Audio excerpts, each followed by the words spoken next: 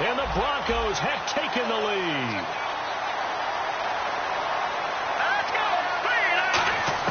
They'll look to throw, and he will find the end zone here, and the lead moves up to 7. So they go with a pass there on the two-point try and able to convert it, Charles. And a good job by the offense figuring out their two-point play and using it well. It's interesting how people are using the strategy nowadays, though, isn't it? It really is, and I don't know how much that particular play factored in, but with the PAT moving back in 15-16, that kind of changed things, didn't it? It's really a part of everyone's strategy now. When I talk with coaches and when we sit with them, they always talk about they actually have two-point periods in practice now, something they never really did before. A pickup there of 36, and that enables them to also pick up the first. A nice little completion there by Phillip Rivers, and you and I were reading the article yesterday, 5th grade. Rivers had to do a project where he had to make a poster about his dreams and aspirations, so he clipped out a football player from a magazine. And no escaping this time as he'll go down. They got him for a sack. He'll wind up losing 3 there on the sack. Good pressure, and it's 2nd down. They come out 5 wide, 3 of them to the right side. Finding time. That's caught inside the 20. A good pickup there, 26 yards. In recent years, the slot receivers really gained stature in the NFL because they can do so many things. Yes, they can line up wide like your normal wide receiver, but they have that kind of courage and toughness to run routes in the middle of the field and become dependable targets for their quarterbacks and move the sticks. Those guys are worth their weight in gold. Here's Rivers, and this is caught. Jeremy Maclin. Now hold everything here. We're going to get a timeout by the offense. So that means they're down to 1 remaining here as we head toward halftime.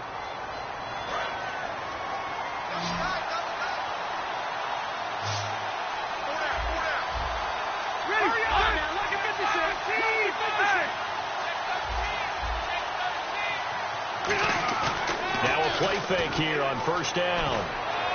And that is incomplete. 16 seconds now on the clock. I hope I don't sound too rah-rah on that one, but that's the exact right throw. Either your receiver gets it or no one gets it. Give him a lot of credit for being really precise with it. Got rid of it. No one got it.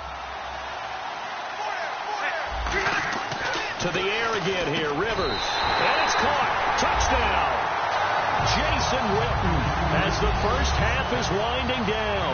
And his guys are an extra point away from tying this thing up. And a little time left on the clock, so on the other side, they're thinking, gosh, we'd like to get that lead right back. Yeah, thanks for pointing that out. Here I am going ahead and tapping out the first half. Well, there's still time. They've got to make a decision about what they want to do on the kickoff, whether they want to let their return guy touch it. Lockett, the return.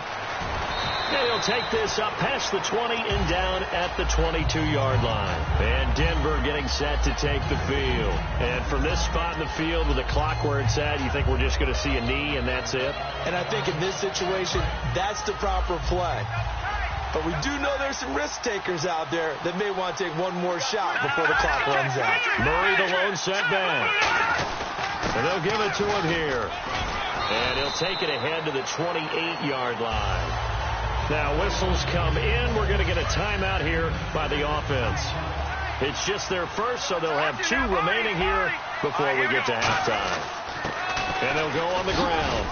Not much room here as he only gets it to about the 30. Now hold everything here. We're going to get a timeout by the offense. So as they take it over, we step aside. And you see the clock almost empty, so this is likely the last play in the second quarter.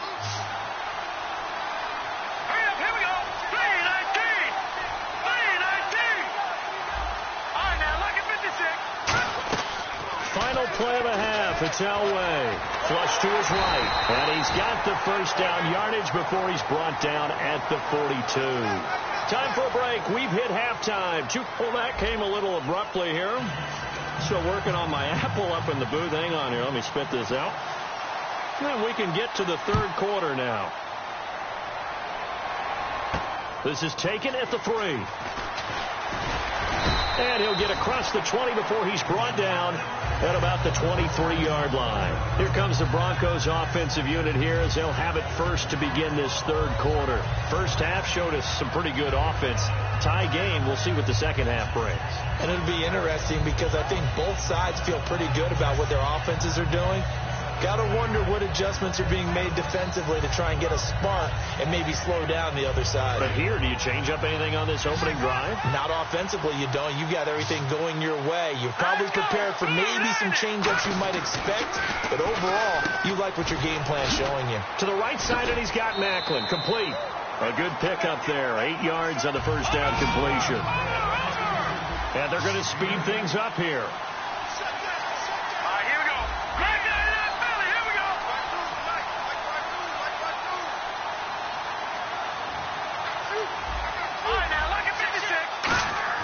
On second down, Elway throwing over the middle, and it's incomplete.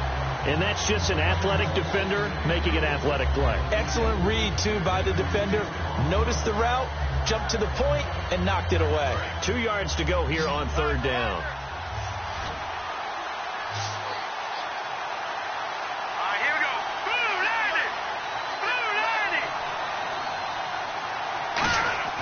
Third and 2.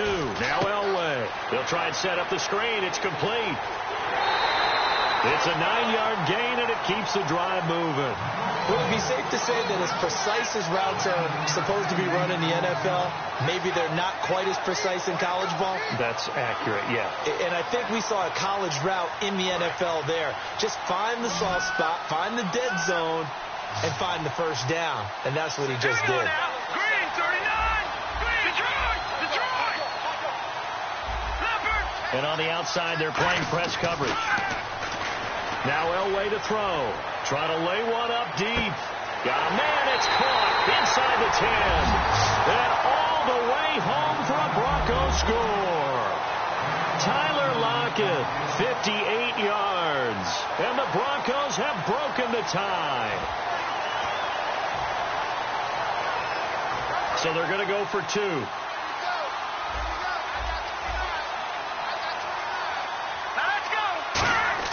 They'll try and throw for it.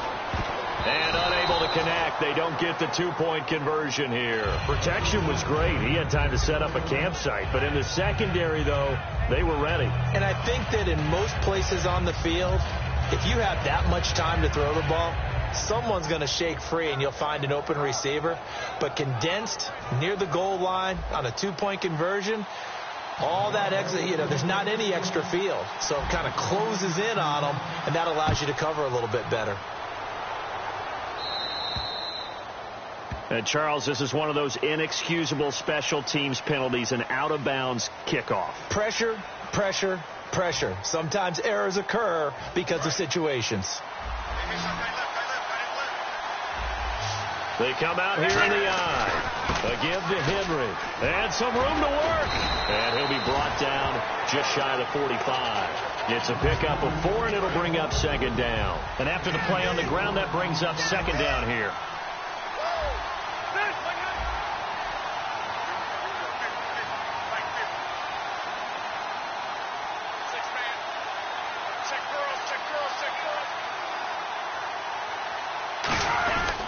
They'll run with Henry. And some space here. And taking it across midfield and inside the 45. They give them 13 yards there on the play and a fresh set of downs. Sometimes it's hard to believe, but there are times this game is about patience, isn't it? Has had the game he expected, but that run there, that may get him going. I was just going to say, maybe that gives him a little juice, because you're right, he struggled, especially in that first half. Yeah, and I know the great ones always think to themselves, just hang in there. I'm just one big carry away from busting this open. That's a good start for him. 10th carry now for Derrick Henry. And a short gain there down to the 37-yard line. Just a couple on the pickup there, and now it's third down. The best defensive linemen, they play with great leverage so they can get low and not get bowled over by offensive linemen. They have excellent hands. They can throw people off on a play. We just saw a great example of a really good run stop by a guy playing the defensive tackle position. Well, he fought off the tackle, and that effort gives him the first before he's brought down. They pick up 12 on the play there, and they move the chains. First down and 10 now for the offensive group. We always talk about having to read defenses and how complicated that is. Well, this was an excellent read. Read the pressure and got rid of the football before it even got to him for a nice game. And when they're blitzing like that, running back usually a good spot to go with the football? Without a doubt, because he's right in your sight line or he's near you. So you're able to just get it to him easily. And once he gets in space, that's usually a good matchup for him. Back now in Los Angeles as we are just about set to go here in quarter number 4. So 2nd and 9, the defense looking to put them in a bad spot here. Rivers to throw it. Oh, he almost had it. Already with 1 interception, just missing his 2nd there. The defensive coordinator came into this game with a plan to get to the quarterback with whatever type of pressure is necessary. It's working to perfection for him today. On 3rd down, Rivers is going to flip that out to the flat. It's complete. A gain of 11 and a 1st down. So he makes the grab and the chains move forward. Nice job by the offensive line giving them time to complete that 1st down pass. Back to the ground now. It's Henry. And nothing doing. He's immediately taken down at the line of scrimmage. Derek Wolfe there on the tackle. Crashing in from the end there, not to disrupt the pass game, but to disrupt the run game. Yeah, I love the distinction, too, because the good defensive ends, they can do it all. Set the edge in the run game, make sure that no one can move it that way, and, of course, rush the passer. On that play, use his speed to get there in the run game. Partner, he was going through his progressions. Not there, not there. After about the 3rd one, he decided he better pull it down and run for it. And he slides down and avoids the hit for good measure. They come out here in the eye. On 3rd and short, the fullback DeMarco. And he is into the end zone for a touchdown. Patrick DeMarco taking it in from 4 yards out. And his guys are just an extra point away now from taking the lead in this game. And they have taken the lead here in this 4th quarter. Gano now following the touchdown here to kick it away. And this will not be returnable. It's out of the back of the end zone for a touchback. And Denver getting set to take the field. And they're hoping to capture some of that magic they had last time out when they were able to put together a scoring drive. But they're still down here, Charles. Not the major concern, though, because of what you talked about. They scored the last time out. They feel good about themselves. They feel like their game plan is now in effect. They know. And, a crusher there as it's intercepted. Picked off by Janoris Jenkins. And they take possession of the football and have it at the 36-yard line. So out now comes the offense back onto the field. That last drive, it was a good mix. Run, pass. Defense on their toes. And what really helps out in a big way is when you're doing the run-pass mix and everything's working, that means that they're guessing wrong every time on defense. They think you're going to pass when you run and vice versa. I would continue that, and when they finally draw a beat on you, maybe you mix it up a little bit, a little play action, and throw the ball. And will they maintain that balance? Time to find out. Now it's Henry, and he stopped immediately there. Now the Broncos are going to take a timeout. It's just their first. They'll be down to 2 remaining as we step aside here in the 4th quarter. And at this stage of the game, time a factor, time on their side as they just try to eke out the final precious moments of this one. Patrick DeMarco now from the fullback spot. And he's brought down. Give him 12 yards on that one. It earns him a fresh set of downs. And the defense in desperate need of a stop. They have to get off the field and get the ball back to their offense if they want a chance. Time for a break. We're back to see what happens after this. Here comes the D swarming to the line. They come out with 1 back and 3 tight ends. Gives it to the up back. That's Patrick DeMarco. And now the Broncos will burn another timeout here. That'll leave them with just 1 remaining in this 4th quarter of play. And the D-line pinching together must be expecting the run. They'll try and choose some clock with Henry. And they're able to get this one past the 30 down to the 25. It's a gain of 11 yards that time, and it produces a new set of downs. We just saw what a lot of teams call a heavy set.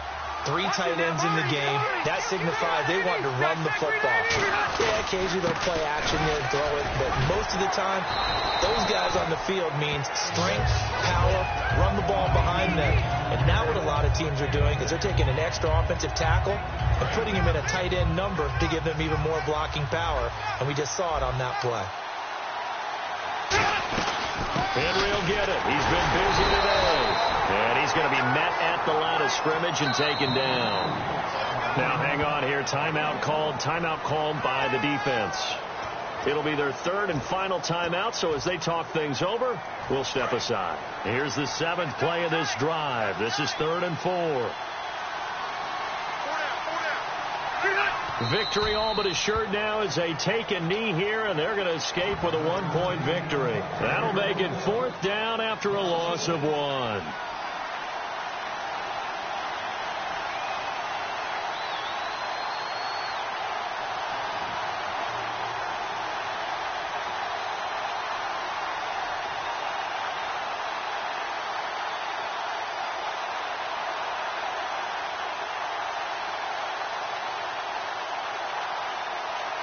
And now with the play clock becoming a factor, Jeff Fisher's going to use a timeout. It's just their first. They've got 2 more to use here in the final stages. So on 4th down, out trots the kicker in a big spot here. This will be a 37-yard attempt.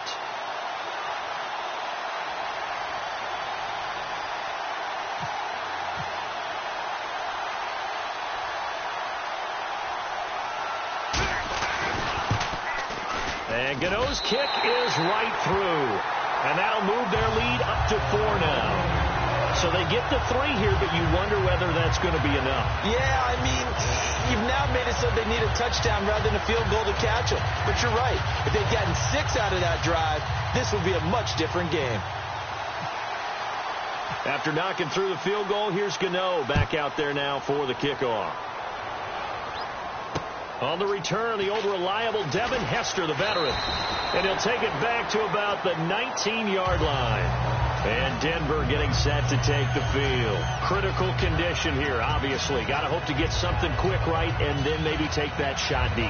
And once they do take the big shot, you've got to worry on defense. Of course, no one getting behind the defense and make it an easy throw. But nowadays, it's not just the ball being tipped in the air and people in the end zone in a cluster. It's that guy that's short in the end zone who comes nowhere to escape, and he goes down. Olivier Vernon coming hard that time. He's able to run him down for a loss of 12. Well, we saw a close game that kept us on the edge of our seats down to that final whistle. And right before that final whistle, defense with one last exclamation mark there getting the...